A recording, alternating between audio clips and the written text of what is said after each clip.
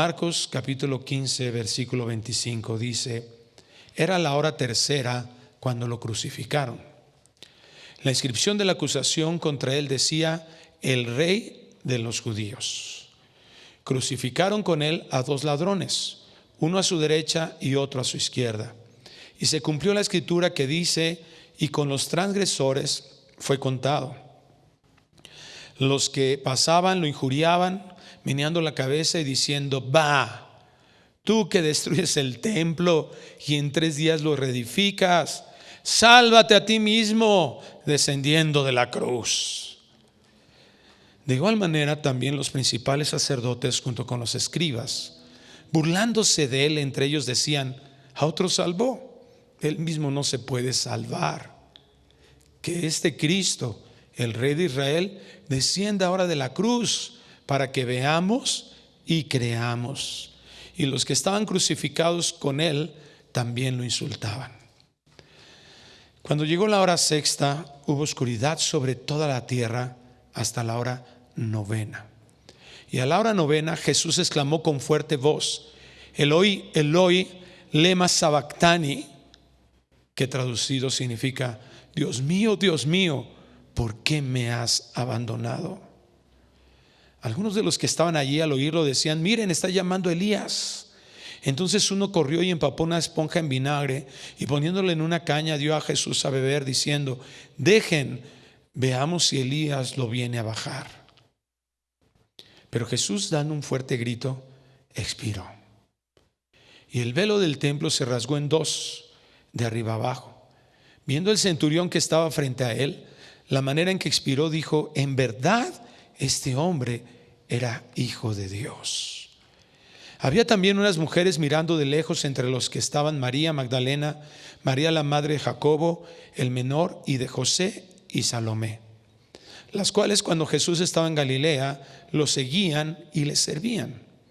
Y había muchas otras que habían subido con él a Jerusalén. Ya al atardecer, como era el día de la preparación, es decir, la víspera del día de reposo, vino José de Arimatea, miembro prominente del concilio, que también esperaba el reino de Dios, y llenándose de valor, entró a donde estaba Pilato y le pidió el cuerpo de Jesús. Pilato se sorprendió de que ya hubiera muerto, y llamando al centurión le preguntó si ya estaba muerto. Y al comprobar esto, por medio del centurión, le concedió el cuerpo a José, quien compró un lienzo de lino y bajando el cuerpo de la cruz, lo envolvió en el lienzo de lino y lo puso en un sepulcro que había sido excavado en la roca, e hizo rodar una piedra a la entrada del sepulcro.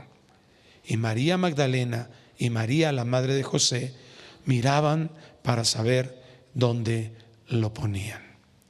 Vamos a orar, por favor. Padre, te suplicamos en esta noche que nos des la bendición de escudriñar tu palabra, de mirarla con detenimiento en el contexto de lo que la Biblia enseña y darnos cuenta, Señor, de lo importante de la obra de Cristo Jesús para nosotros, de cuántas evidencias nos dejaste para certificar este hecho que ha sido histórico también, y que Dios nos has dado el privilegio y la bendición de creer en Cristo por lo que Él hizo, por lo que Él es. Ayúdanos, Señor, para que esto sea un modelo para nuestras vidas.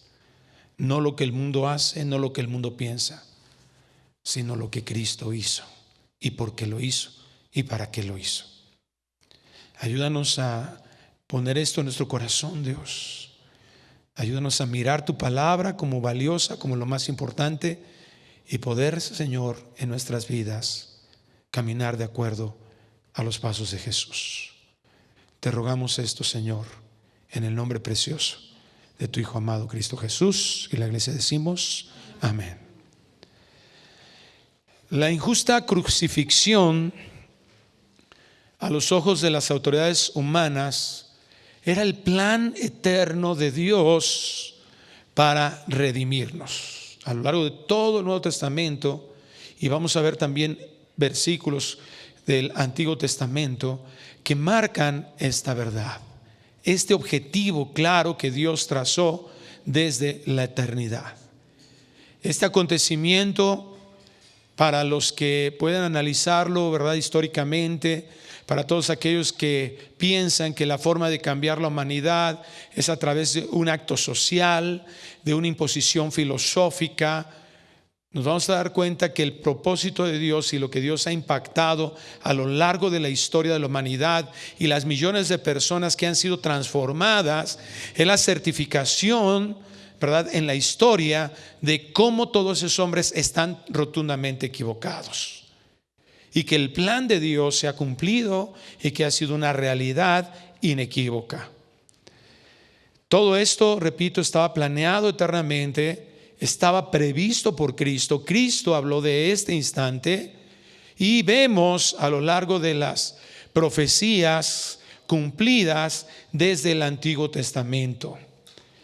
Número uno, y quiero que lo vean aquí, bueno, se ve un poquito, espero que los que son miopes, pues le pidan al de lado que se los lea, ¿verdad? Está un poquito chiquita la letra, nos queda un poco pequeña, pero espero que sí se lea, si no yo se los voy leyendo. Pero aquí, ¿verdad?, hay una tabla en donde vemos como 8 profecías específicamente, hay algunos que las han contado y dicen que son 300 profecías, solamente 8 que son muy claras, evidentes, pero que se cumplieron tanto en cómo se habían puesto en el Antiguo Testamento y cómo sucedieron literalmente de forma práctica en el Nuevo Testamento. Entonces vemos que Israel tenía todos los elementos, tenía las profecías de parte de Dios para poder identificar que lo que Cristo estaba haciendo, pero no lo hicieron, no lo pudieron distinguir, ¿verdad? Y este es el grave peligro que tenemos cuando nos alejamos de la palabra de Dios, cuando nuestra forma de pensamiento y la forma en que nosotros definimos todas las cosas a nuestro alrededor no están conforme a lo que Dios ha dicho.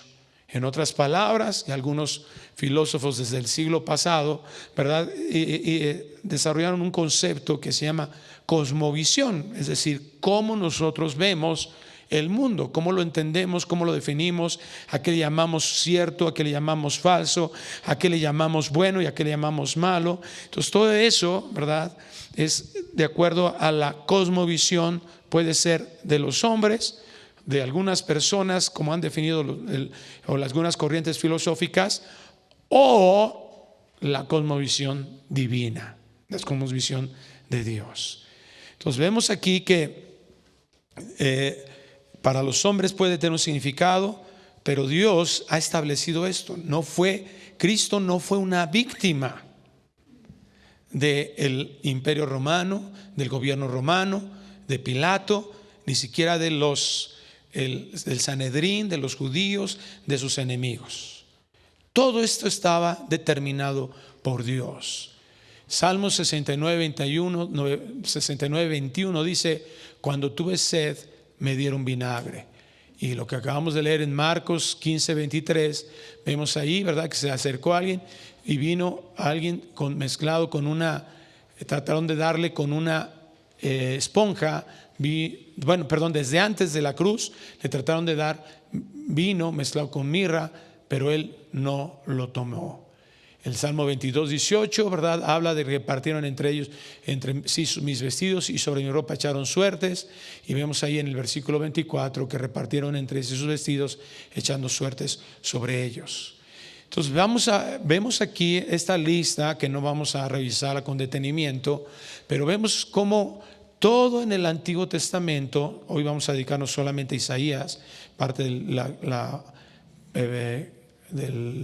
octavo punto, ¿verdad?, cómo se han cumplido esas profecías y que vemos plasmadas en todo el Antiguo Testamento, y que a lo largo de la narrativa, en este caso de Marcos, las vemos aplicadas totalmente, ¿verdad? Casi es, y para muchos por eso dicen: no, es que la Biblia la inventaron los hombres y generaron estas coincidencias, ¿verdad? Repito, como dije hace un momento en la sesión de preguntas, ¿verdad?, es un suicidio intelectual cuando nosotros no vamos a ver las evidencias históricas de cuándo se escribió cada uno de los escritos y las evidencias que esto nos dejan en todo lo que poder tener como argumentación.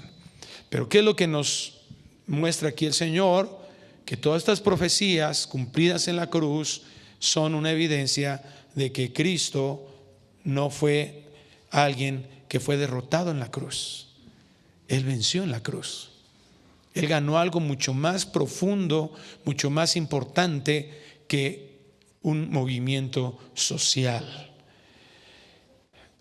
Dice el versículo 25 de Marcos 15 que era la hora tercera cuando lo crucificaron, y la inscripción de la acusación contra él decía: el Rey de los judíos. El Evangelio de Juan nos narra un poco con más detenimiento, porque los judíos mismos dicen: no, oye, no le pongas eso. No, ponle que él decía. Y Pilato, ¿qué hace? Ya, lo escrito está. Ya, punto, así se va a quedar, y así se quedó.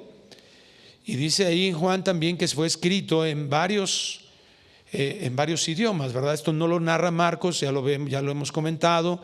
Marcos, por la narrativa de Pedro, es mucho más pragmático, vamos a decirlo, más preciso, más específico de lo que él quería tratar y de mencionar en relación al Evangelio. Pero como ya lo hemos mencionado en clases anteriores, esto aquí, ¿verdad? Normalmente se acostumbraba que cuando venía alguien que era castigado después de un juicio y si era declarado culpable, entonces iba a la pena de muerte, se le crucificaba, lo cual la cruz, ¿verdad?, ha sido a lo largo de la historia de la humanidad una de las peores muertes que un ser humano podía tener. Si algo caracterizaba a los romanos, al ejército romano, es que eran salvajes, eran expertos en la tortura. Y la cruz era una tortura, porque era una muerte lenta y que implicaba un dolor inimaginable. Pero lo que podemos nosotros mostrar aquí en el Evangelio de Marcos, y que yo creo que es la intencionalidad de Marcos, es enfatizar que se tuvo que inventar este delito.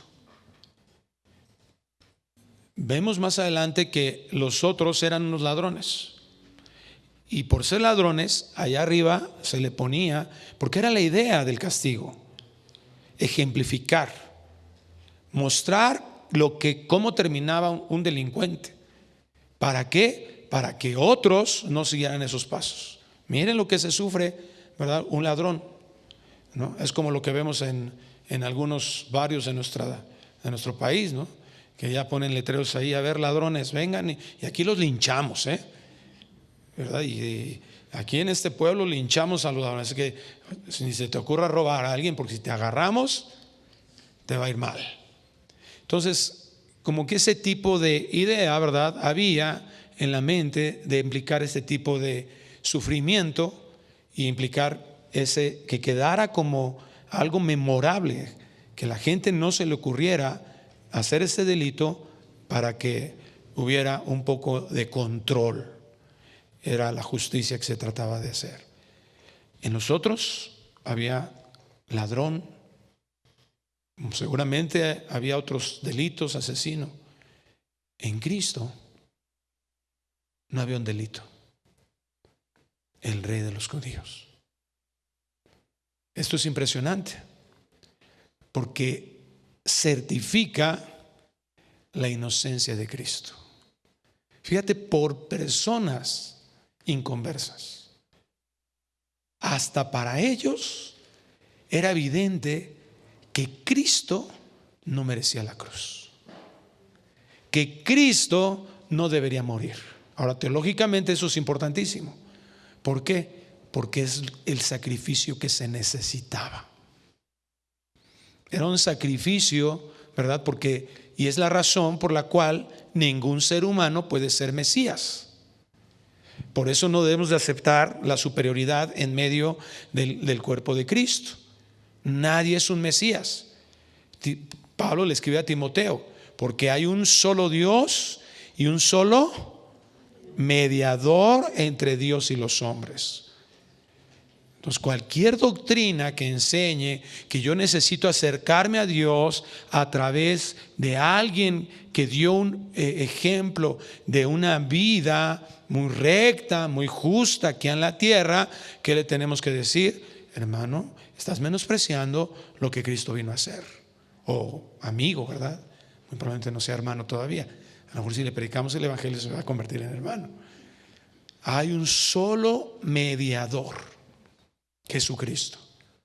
No necesitamos un vicario, no necesitamos a alguien, y eso es lo importante de entender lo que sucedió en la cruz. Cristo fue totalmente inocente, Él no cometió ni un solo pecado, nadie lo pudo acusar. ¿Recuerdan cuando hablamos acerca de cuando es atrapado y lo llevan ahí y tuvieron que estar inventando acusaciones? Y las acusaciones, ¿qué pasaba con ellas? Se contradecían. Está registrado que Cristo no cometió ninguna sola falta. Crucificaron con Él a 2 ladrones, uno a su derecha y otro a su izquierda. Y se cumplió la escritura que dice: y con los transgresores fue contado. Entonces, esta imagen que vemos ahí en el Gólgota, ¿verdad? Tampoco Marcos lo menciona, Juan sí, ¿verdad? Que significaba el monte de la calavera. Ahí vemos esta implicación en donde contrasta Cristo, ¿verdad? La crucifixión de Cristo con los otros que estaban ahí.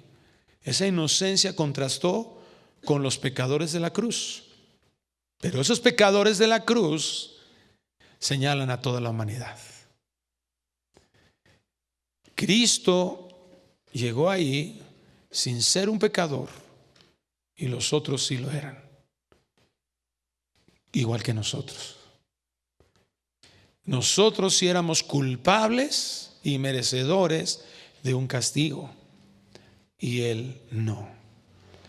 Y dice el versículo 29: los que pasaban lo injuriaban, meneando la cabeza y diciendo: va, tú que destruyes el templo y en 3 días lo reedificas, sálvate a ti mismo descendiendo de la cruz. De igual manera también los principales sacerdotes junto con los escribas, burlándose de él, entre ellos decían: ¿a otro salvó? Él mismo no se puede salvar. Que este Cristo, el Rey de Israel, descienda ahora de la cruz para que veamos y creamos. Y los que estaban crucificados con él también lo insultaban.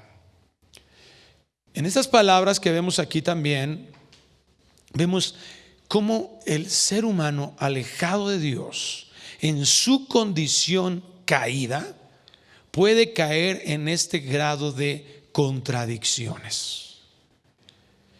Por ejemplo, ¿qué está diciendo? Desciende ahora de la cruz, versículo 32, en la segunda parte. ¿Para qué? Para que veamos y creamos. Mucho cuidado, amados, porque en el último siglo hemos visto esto demasiadas veces en la iglesia. Hay que hacer milagros para que vean y crean. Aquí vemos la evidencia de que estaban delante del Hijo de Dios, y en el contexto de lo que vimos esa tabla, ¿verdad? Ellos ya tenían esta palabra, o sea, estamos hablando de judíos que tenían acceso a este conocimiento y no lo identificaron. Pero eso es lo que ha rodeado a muchas personas, pero esa es una contradicción. Dios, ¿verdad?, no nos ha dicho que cuando veamos creeremos. De hecho, la fe es opuesta a eso. Y no nos dice el Señor que ya no andamos por vista, sino andamos porque si yo veo, entonces ya no necesito la fe. Si yo veo, ya no necesito el don de Dios de la fe. ¿Te das cuenta cómo hemos llegado como iglesia a un punto en el que definitivamente estamos tomando doctrinas que son contradictorias abiertamente? Que estamos tomando doctrinas y modos de hacer iglesia que son totalmente opuestos, igual que estos hombres estaban proponiendo. Si yo veo que tú te bajas de la cruz, voy a creer. Si tú sanas a mi abuelito, entonces te voy a seguir para toda mi vida. Y nos parecemos tanto a Pedro, diciéndole: no voy a negarte. Y hay gente que Dios ha recibido misericordia y Dios ha sanado, y esas personas nunca le han seguido realmente. Y los que sí, ha sido por la gracia de Dios y nunca han sido infalibles. Entonces no cumplimos las promesas, ¿verdad? Siempre es una contradicción. Ahora, ¿qué quiero llegar con esto? Cuidado. Cuidado con seguir siendo impulsados, ¿verdad? En eso. Cuidado con pensar que una persona, porque le promete a Dios que porque si hace algo, entonces él va a responder de esa manera, es una condicional a Dios. Y es una dependencia de su propia regeneración. Dios no regenera a alguien por lo que esa persona le propone, porque dejaría de ser gracia. Dios manifiesta su gracia soberanamente. ¿Cómo manifiesta Dios su gracia? Lo acabo de decir. ¿Cómo? Soberanamente. ¿Qué significa eso? Señor, dame la salvación, dame la salvación, dámelas. Dios me la va a dar, porque Dios manifiesta. Para la salvación requerimos la gracia. Ahorita lo vamos a ver en Efesios 2. Se me requiere la gracia para la salvación, no porque yo se lo pida o alguien se lo pida. El que alguien se lo pida puede ser esa manifestación de la gracia, pero no es porque se lo pida, sino porque ya se manifestó la gracia sobre esa persona. Entonces, no nos confundamos. Si nosotros nos preparamos bien en un entendimiento de quién es Dios, qué son sus atributos y cómo se manifiestan esos atributos, entonces no vamos a caer en estas mentiras y vamos a poder darnos cuenta que estos hombres estaban diciendo algo que era falso, que era una contradicción. Si veo, entonces voy a creer. ¿En quién se posicionaría el mérito? ¿En la cruz, en que bajó de la cruz? No, en él, porque yo vi, y como vi, entonces te voy a hacer el favor de creer en ti. Ahora, ¿qué hace de evidencia esto nuevamente? Aunque ellos no lo sabían, estaban recordando palabras de Cristo. Cristo los dijo, todo lo que decían es cierto. A ver, tú que destruyes el templo y lo entregas, lo reedificas, ¿eso lo dijo Cristo? Sí. De igual manera, ¿verdad? Los mensajes junto a los escribas burlándose de él decían: a otros salvó, él mismo no se puede salvar. ¿Cristo salvó a otros? Claro. ¿Te acuerdas, por ejemplo, a la mujer que del flujo de sangre? ¿Verdad? Dice, y esto es, a veces la traducción no nos ayuda, pero dice que cuando tocó, ¿verdad?, fue sanada. Y a veces, y la traducción dice, ¿verdad?, fue librada de eso, pero utiliza un vocablo, agios, que implica sanidad física, ¿verdad? Y cuando le dice, ves, tu fe te ha salvado, y ahí eso utiliza el vocablo en griego soteros, que es diferente. Entonces esto es importante, ¿verdad? ¿Por qué? Porque esa mujer había recibido la salvación eterna, no solo la sanidad física, que es en el contexto bíblico lo más importante. Entonces, esos hombres de alguna manera estaban diciendo, sabiendo que Cristo había dicho esto, pero nos hace mirar, ¿verdad?, recordar que Cristo es Dios, y vamos a ver más adelante cómo se implica ese poder en su resurrección, ¿verdad? Pero estas palabras de Cristo eran verdad. Él, y nos debe llamar la atención a nosotros como sus hijos que estamos estudiando este evangelio, nos lleva la atención nuevamente eso, que Cristo, siendo Dios, tenía el poder suficiente para detener su sufrimiento, pero no quiso detenerlo.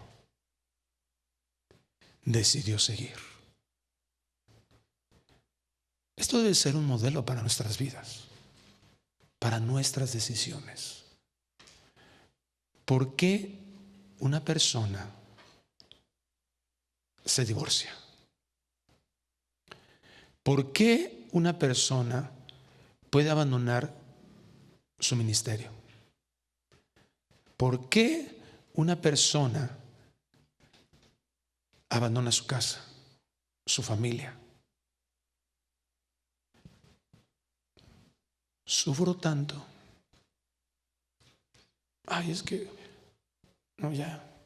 Yo lo único que quiero es tener paz y felicidad. Yo ya no quiero sufrir. Ahora, no estoy alimentando en ustedes una mentalidad masoquista, que tú digas sufre y disfrútalo. No. Que entendamos que si el Padre eterno, todopoderoso, Cristo mismo, siendo Dios, no detuvo el sufrimiento, ¿por qué hemos llegado a pensar que Dios está obligado a detener nuestro sufrimiento?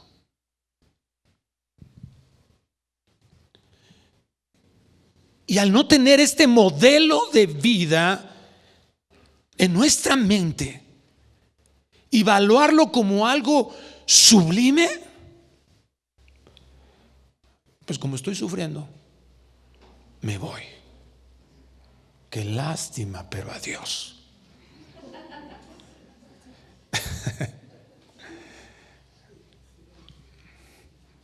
Oye, pero ¿quién le va a predicar a la iglesia? Pues que Dios mande a alguien. Yo no soy indispensable para Dios. Tienes toda la razón. Pero al final, ¿cuál es tu motivación? Yo no quiero sufrir.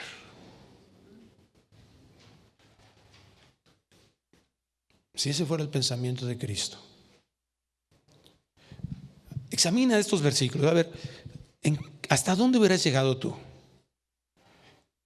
Yo creo que desde en mí, si yo me analizo lo que ha sido la historia de mi vida, yo creo que desde que lo fueron a apresar, a ver, tranquilos, ¿qué les pasa? Tranquilos, ¿qué? ¿Por qué? A ver, ¿qué traen? A ver, enséñame tu orden de aprehensión. ¿Quién eres tú? Oye, Pilato, ¿no te das cuenta? Tú ya lo estás diciendo, Pilato. No estás hallando nada en mí. Calla esos barbajanes, hijos del diablo. Me están acusando falsamente. ¿Hasta qué momento hubiéramos llegado? Ahora, repito, la idea no es sufrir por sufrir. No vamos a sufrir, órale. A ver, te paso el látigo, órale, échale. Que sufran, que aprendas. No. Cristo continuó hasta la muerte sabiendo lo que conquistaría. Hace unos días tuvimos la bendición de ir a un evento y fuimos varios hermanos. Qué buena experiencia. Nachito me decía, pastor, ¿cuánto se aprende en estas salidas? Porque pues ya estás en el carro así, ¿verdad? Y tú ya vámonos, ¿no? Y ahí todavía algunos por ahí, espérame, déjate, termino la torta, ¿no? Y nos raspamos como hermanos. Es una grande bendición. Al primer día, a los 24 horas ya había quejas, ¿no? Hasta de todos contra todos. ¿Y por qué? ¿Y dónde me voy a quedar? Qué bendición. Y yo le decía en amo los tacos, porque aparte que son sabrosos, nos dan la oportunidad de hablarnos la neta entre hermanos, de decirnos verdades, ¿no? Y yo le explicaba a uno de los hermanos y les decía: mira, entiendo tu queja, entiendo lo que dices, etcétera. Y como tú dices, muy probablemente yo reaccionaría igual o peor que tú. Pero quiero que observes que a pesar de esa situación que tú viviste, tu enojo te llegó a tal grado que no pudiste ver la gracia de Dios en tu vida. Y se me quedó viendo así. Fíjate bien, por eso que tú estabas peleando, el hermano que estaba junto a ti cedió, se movió de ahí, no le importó perder su privilegio para ir y bendecir a otra persona. Fíjate hasta dónde te puede llegar tu enojo o nuestro enojo, hacernos perder de ver la manifestación de la gracia de Dios enfrentito de nosotros. Tú quéjate y quéjate, es que esto es injusto, es que esto no debe ser así, es que este cuate y no sé qué, y que eso ya, y él es casi un líder y no sé qué. Por estar tan enojado de esto, hubo alguien que hizo algo como si fuera Cristo y no lo pudiste ver. Y así se manifiesta nuestra carne, te podría decir, todos los días. Perdemos de vista la cruz de Cristo.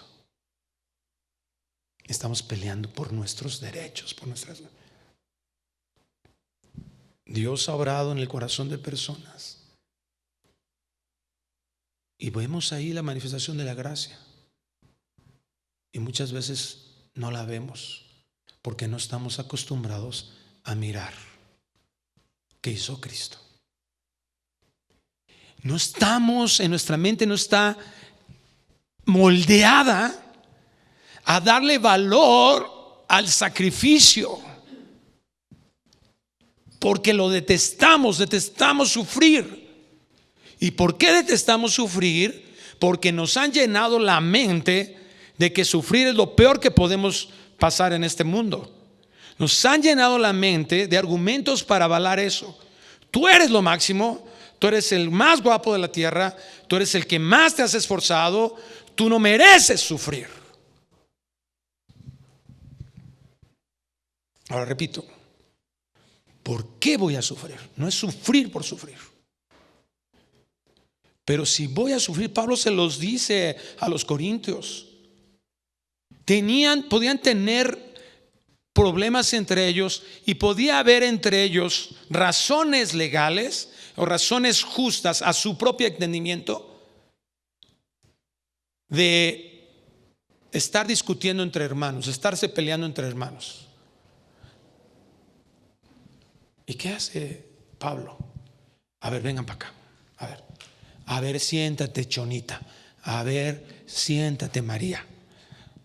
A ver, díganme, ¿cuál es el problema? Vamos a ver quién se está equivocando. No le importa. El Espíritu Santo inspira a Pablo y no importa la razón por la que estaban peleándose. Simplemente dice esta frase: no hay nadie que sufra el agravio, porque, amados, esa es la cruz. Ese es el evangelio. Alguien sufrió el agravio para que nosotros fuésemos salvados.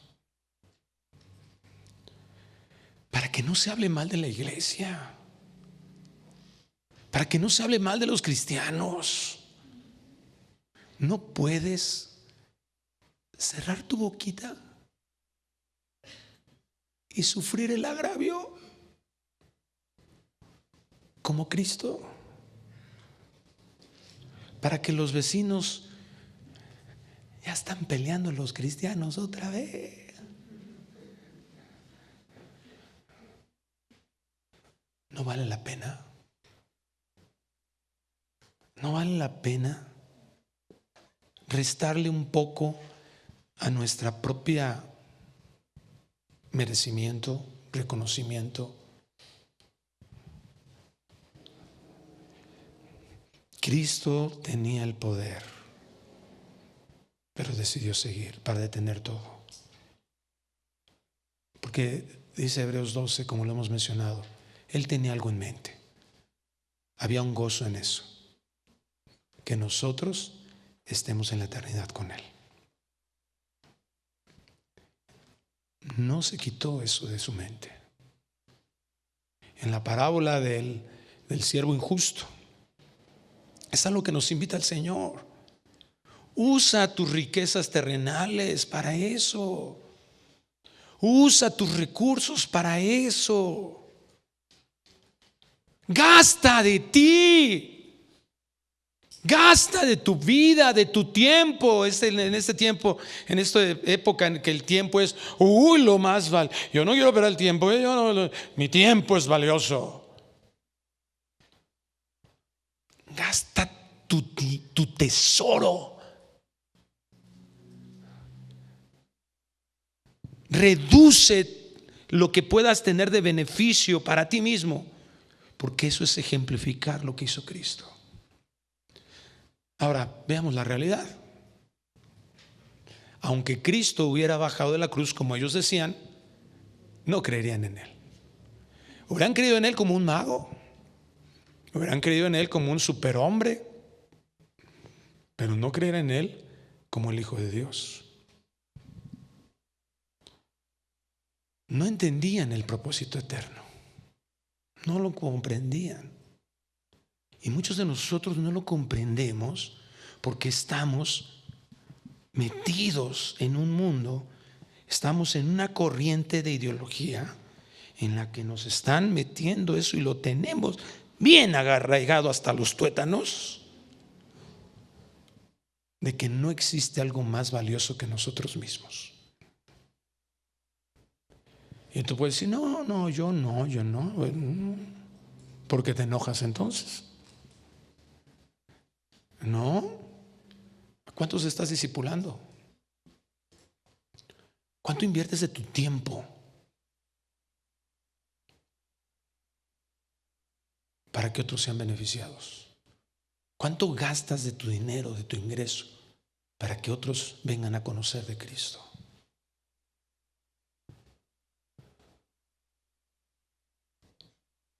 Efesios 2:8 nos enseña, porque por gracia ustedes han sido salvados por medio de la fe, y esto no procede de ustedes, sino que es don de Dios. Efesios 2:8 nos está explicando que si nosotros llegamos a pensar que podemos creer en Cristo, estas corrientes ideológicas de doctrinas que tenemos que decirlo, que están muy apegadas a la corriente carismática, son una mentira y no las comemos. Porque dice aquí que el creer, ¿de dónde viene? Que es un don de Dios.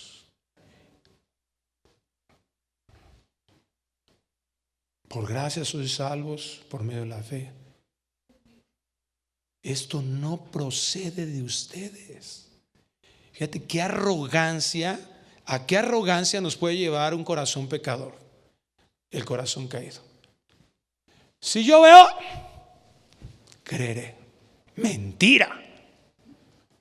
Aunque hubieras visto lo que tú dices que hubieras visto, no vas a creer. Es altamente probable que una persona que diga, Señor, si tú sanas a mi hijito, te prometo que te voy a servir toda mi vida, es altamente probable que esa persona no se haya convertido. Necesita el evangelio, porque no es por vista, es un regalo de Dios. Ahora, no estoy diciendo que Dios no manifieste su gracia en alguien que a pesar de sí mismo, a pesar de las tonterías que dice, con todo respeto, todas las hemos dicho, pero a pesar de las tonterías que decimos, Dios manifiesta su gracia y nos permite creer. Pero tenemos que entender que así no funciona el reino de Dios.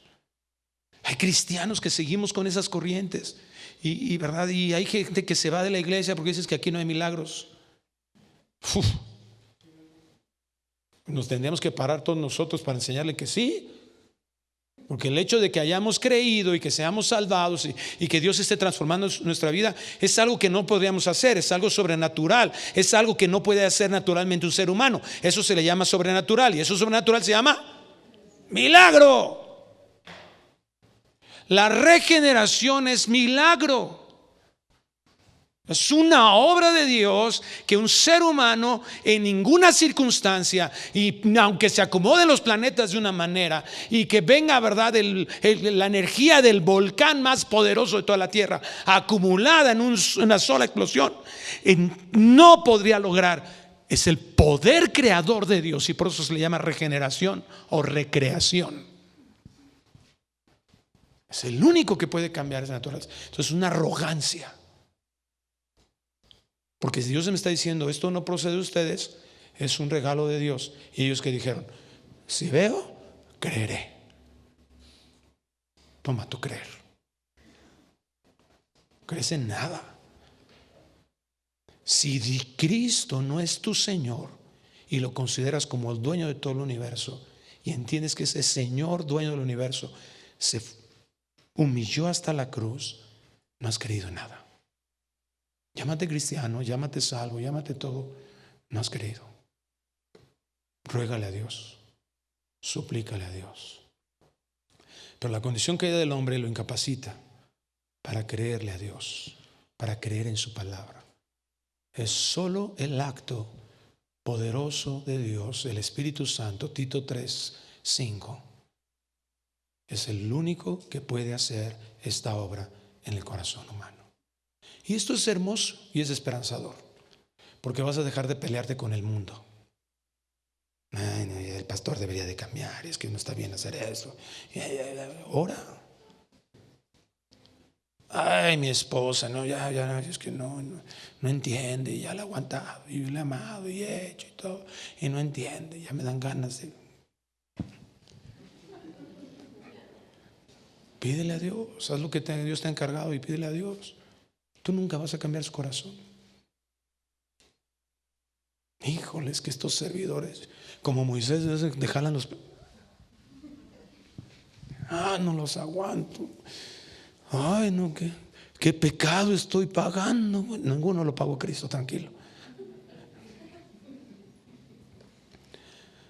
Como Moisés, te va a pasar lo que a Moisés, ¿verdad? Que dejas de oír la voz de Dios. Cuando estás centrado en ti mismo, en tu sufrimiento, ya valió.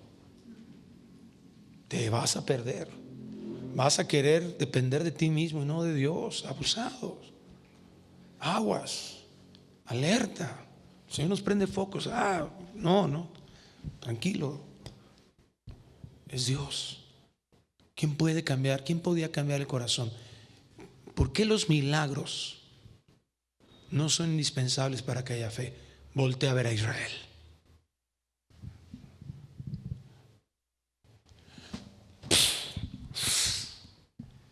Se abre el mar rojo. Levanten la mano cuántos han visto abrir el mar. No inventes, ¿no? Milagrazo ahí. Caminas ahí, ¿no? Ahí ves a Moby Dick, a Shamu, ¿verdad? Nemo andaba por extraviado. Viéndolos ahí. Cruzaste ahí. ¿Creyeron? 1 Corintios 10 nos dice. Hebreos 3. ¿No creyeron? ¿De dónde sacamos eso? Nos está haciendo Dios, ¿verdad? El Evangelio nos está mostrando. Es mentira. Si vas a ver, es contradictorio. Si no hay un don de Dios, un regalo de Dios, una acción del Espíritu Santo, estamos perdidos. Porque es de Él, por Él y para Él.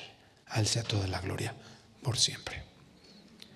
La semana que entra continuaremos examinando Marcos 15 Y con la ayuda del Señor, así terminaremos este capítulo. Oremos. Gracias, Dios, porque a través de tu palabra te conocemos. Conocemos quién eres tú.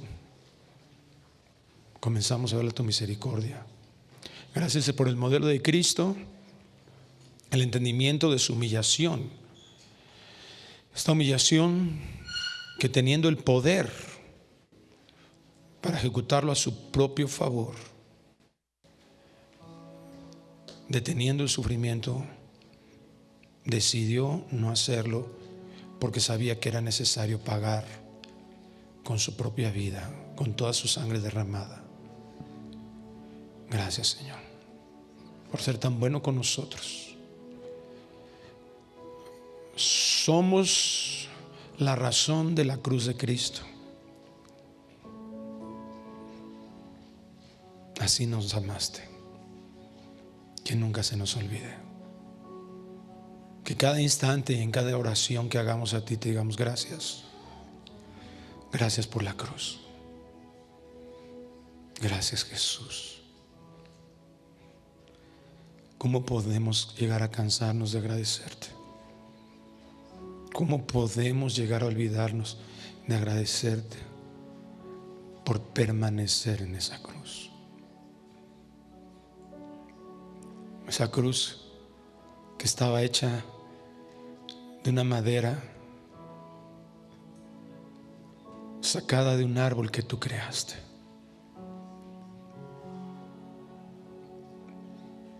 Esto es impresionante, Señor. Pero gracias por no bajarte de ahí. Porque esta oración es posible por esa actitud y esas acciones tuyas. Ayúdanos para que sean un modelo en nuestras vidas. Que nos hagan restarle ese valor que tenemos de nosotros mismos a nuestra propia vida, a nuestras satisfacciones que hemos decidido buscar y tener, aunque eso implique ofenderte. A eso que tú nos has encargado y que por mirarnos a nosotros mismos, por estar tan pendientes de nosotros mismos, lo hemos deseado abandonar o ya lo abandonamos. Ayúdanos a regresar a ese lugar que tú, Señor, quieres, donde tú nos quieres, pero ayúdanos a obedecer alegremente, sabiamente, para tu gloria, Dios. Te lo suplicamos en el nombre precioso de Cristo Jesús. Amén. Amén. Que Dios les bendiga, hermanos. Buenas noches. ¿Qué tal? Me da muchísimo gusto saludarles y quisiera simplemente comunicarles que gracias a todos ustedes a través de todas las naciones en el mundo que aman la palabra de Dios y que realmente están interesados en que nosotros como organización Vida Nueva para el Mundo continúe predicando el Evangelio de la gracia de Jesucristo, podamos nosotros continuar haciéndolo gracias a sus donaciones. Este año cumplimos 46 años de ministerio. 46 años donde hemos predicado, pensamos y consideramos de una forma fiel el Evangelio, la sana doctrina de Jesucristo. Nosotros con todas estas donaciones tenemos que sostener pastores, misioneros, obras, equipos de televisión y aún continuamos buscando la manera de poder elevar este ministerio. Hasta este momento quiero que ustedes estén enterados, no tenemos una sola propiedad. Y así hemos trabajado durante 46 años porque le damos la importancia a la evangelización, a las misiones y también a los hombres de Dios para levantar más pastores. Le damos las gracias, que pueda Dios con su gracia tocar sus corazones y que puedan ustedes invertir en un terreno donde es fructífero, porque creemos que hemos producido bastante buen fruto para la gloria de Dios. Gracias por sus aportaciones y por las donaciones que sabemos ustedes continuarán haciendo para que podamos continuar siendo fieles en la predicación del Evangelio de la gracia de Dios. Que Dios les bendiga.